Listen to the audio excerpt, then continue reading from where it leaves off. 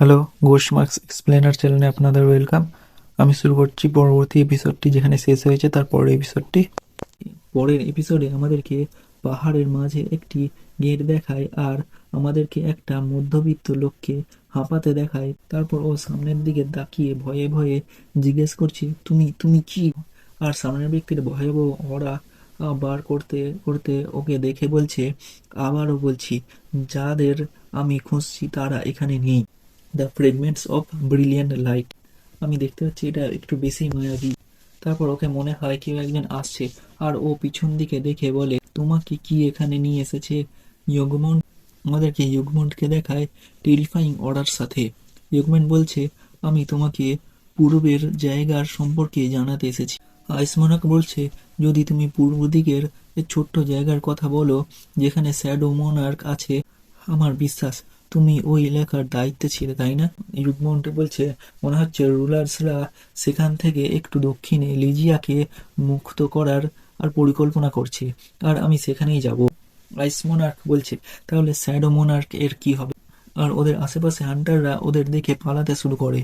ইউগমন্ট বলছে, যতক্ষণ আর্কিটেক্ট আমাদের চুক্তি মেনে চলবে ততক্ষণ কোনো প্রবলেম হবে না বলে মনে হচ্ছে।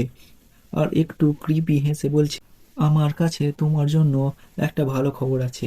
এটা কনফার্মড হয়েছে যে ফ্রেগমেন্ট অফ ব্রিলিয়ান্ট লাইট এর বড় অংশ সেখানেই আছে। আইসমোনার হেসে বলছে, হি হি, আসলে এটা কত আকর্ষণীয়।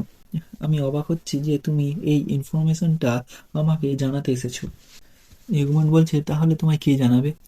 আইসমোনার বলছে, তুমি যদি আমাকে সুযোগটি দাও আমি এটি খুশি খুশি অ্যাকসেপ্ট করে নেব। কিন্তু আরো গুরুত্বপূর্ণ, আমার মনে হচ্ছে এখানে আমাদেরকে কেউ এনেছে, তার মতো কেউ সম্ভবত কোনো ফ্রেগমেন্টস এর ক্ষমতার অধিকারী হতে পারে না। আমি ভাবছিলাম কেন সে নিজের চিহ্ন রেখে দিয়েছে। মনে হচ্ছে সে আবার আমাদেরকে আটকানোর চেষ্টা করছে। ওদের সামনে একজনকে নিজের পাওয়ারফুল অর্ডার রিলিজ করে এসে দাঁড়াতে দেখায়। সে নিজের ভারী গলায় বলছে, পূর্ব দিকের ছোট্ট এলাকা, তুমি সাউথ কোরিয়ার কথা বলছো? আইস মোনার্ক বলছে, এতে তোমার কি? ইউকমুন্ট বলছে, মোনার্ক অফ ফ্রোস্ট, আমাদের কাছে এই কমজোরের সাথে ফালতু খেলার কোনো সময় নেই বলে ইউকমুন্ট চলে যায়। আইস মোনার্ক বলছে, পারলে আমাদেরকে রুখে দেখাও। হুডিম্যানটা বলছে, এত তাড়াতাড়ি নয়, আমি তোমাকে পালাতে দেব না বলে ও হাতে ড্র্যাগার নিয়ে আইস মোনার্কের উপর অ্যাটাক করে দেয়। আইস মোনার্ক নিজের সামনে বরফের শিল্ড বানিয়ে সহজেই ওর অ্যাটাক রুখে নেয়। আইস মোনার্ক এমন হাসছে যেন ওর অ্যাটাক আমার কাছে কিছুই নয়। হরিম্যান অবাক হয়ে গেছে ওর অ্যাটাক এত সহজেই রুখে নিয়েছে দেখে। ওই অ্যাটাকের জন্য ওখানে একটি বিস্ফোরণ হয়, সিন চেঞ্জ হয়, জিনোর গেটের সিন দেখায়। বস মনস্টার জিনোকে গাল দিয়ে বলছে, তুই কিসে যে আমার লোকেদের মেরে ঘুরে বেড়াচ্ছিস? প্রথমেই আমি তোকে সুসংবাদ জানাই, আমি খুশি হয়েছি যে এই ধরনের একজন মানুষ এত দূর আমার কাছে আসতে পেরেছে।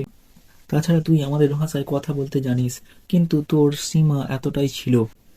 তারপর বস মাস্টার জোরে চিল্লে বলে, আমার লোকেরা এই এলাকায় লুকিয়ে আছে, তুমি দেখো, সবাই বেরিয়ে আয়। ওর আওয়াজ শোনার পরও কেউ বেরিয়ে আসে না। বস মাস্টার এটা দেখে অবাক হয়ে গেছে। জিনমা বলছে, আমার মতো একটা মানুষ, ইউ আর এ ফানি গায়, বেরিয়ে আসো। জিনুয়ার শ্যাডো আর্মি বস মনস্টারের লোকেদের মেরে সবাই আস্তে আস্তে বেরিয়ে আসছে। জিনমা বলছে, দেখে মনে হচ্ছে আর কেউ বেঁচে নেই। বস মনস্টার অবাক হয়ে বলছে, কি হলো? বস মনস্টার এর মুখে কি এসে একটা লাগে। বস মনস্টার হাতে ধরে দেখছে ওটা ওরই লোকের মাথা।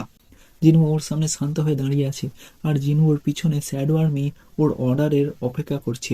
দেখে মনে হচ্ছে একটা ইশারাতে সব শেষ করে দেবে। বস মনস্টার বলছে, তুই হারামি। জিনু খাতারনাক লুকের সাথে বলছে, শুরু করো। বলার সাথে সাথে শ্যাডো আর্মি আর বস মনস্টারের আর্মির সাথে ফাইট শুরু হয়ে যায়। শ্যাডো আর্মির কাছে বস মনস্টারের আর্মি কিছুই নয়, ওদেরকে সহজেই মারতে শুরু করে।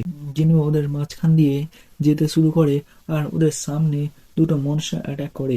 আর জিনুর পিছন থেকে ট্যাঙ্ক বেরিয়ে দুজনকে দু হাতের দুটো থাবা মেরে মেরে দেয়। বস মনস্টার রেগে গিয়ে চিল্লে বলে, অনেক হয়েছে। জিনু শুধু দেখে ইগরিস আর বেরু বস মনস্টারের হাত আর পা কেটে দেয়।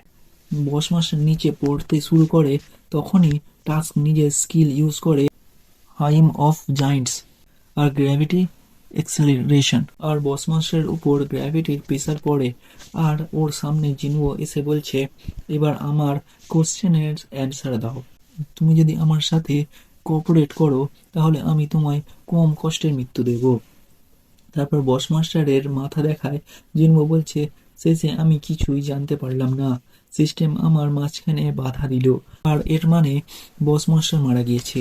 জিনো নিজের ইনভেন্টরি ঘাঁটতে ঘাঁটতে বলছে, আচ্ছা, আমার মনে হয় এটা কোনো ব্যাপার না, সময়ের সাথে সাথে আমি সবকিছু জানতে পারবো। ইনভেন্টরি থেকে একটি চাবি বার করে মনে মনে বলছে, জাস্ট র্যান্ডম লুট বক্স থেকে আমি এই চাবিটি পেয়েছি। যে জুয়েলের রেড এ 100 লেভেল হওয়ার পর আমি সমস্ত রিকোয়ারমেন্টস পূর্ণ করেছি। সিস্টেম থেকে নোটিফিকেশন আসে, আপনি এখন চাবিটির কিছু অংশ পড়তে পারেন। চাবিটির ডিটেলস দেখায়, এখানে অনেক কিছু লেখা আছে। আমি ছোট করে তোমাদের বলে দিচ্ছি যে চাবিটির নাম হলো key to the certain temple.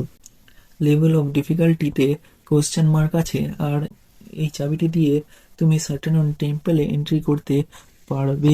আর গেটটির লোকেশন তোমাকে 417 ঘন্টা 6 মিনিট 52 সেকেন্ড পর জানিয়ে দেওয়া হবে।